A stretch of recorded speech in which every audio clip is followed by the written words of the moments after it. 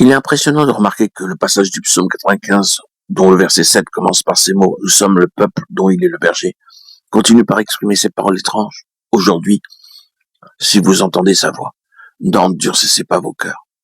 Nous sommes le peuple dont il est le berger. Mais les brebis peuvent avoir le cœur très dur et refuser d'entendre la voix du berger. Ainsi, il dit à ses brebis d'autrefois, aujourd'hui, n'endurcissez pas vos cœurs. Savons-nous que ce mot lui-même est cité au moins 3 fois dans la lettre aux Hébreux. Aujourd'hui, si vous entendez sa voix, n'endurcissez pas vos cœurs. Hébreux 3, 7, 8. C'était donc la dureté de leur cœur, leur refus d'entendre sa voix, qui causèrent pour les enfants d'Israël la perte de leur berger.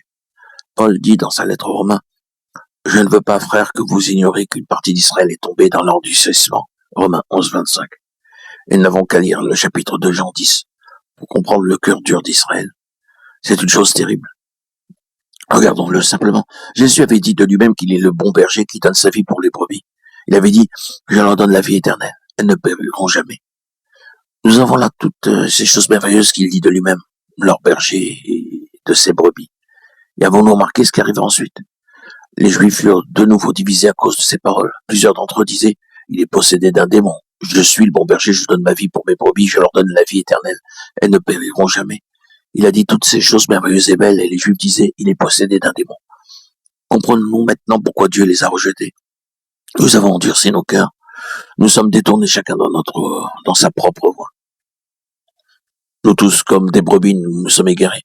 Nous sommes éloignés du berger à cause de notre propre volonté. En d'autres termes, nous avons dit, nous ne voulons pas que celui-ci règne sur nous. Luc 19, 14. Tel est l'arrière-plan juif. Nous pouvons comprendre l'atmosphère d'antagonisme et nous pouvons sentir combien ils le haïssaient. Un peu plus tard, ils tiendront conseil afin de le tuer.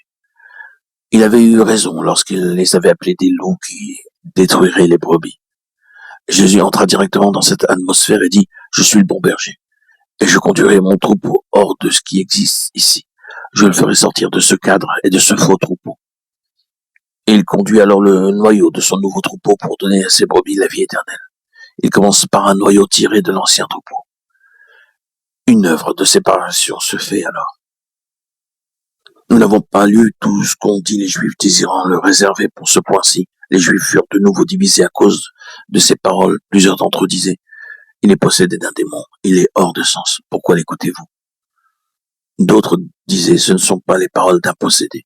Un démon peut-il ouvrir les yeux des aveugles? Jean 10, 10, 21.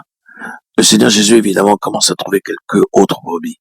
Il y a dans le vieux troupeau celles qui se tournent vers lui. Elle représente le nouveau commencement, le nouvel Israël. Et il dit, je les conduirai dehors, hors de tout ce cadre.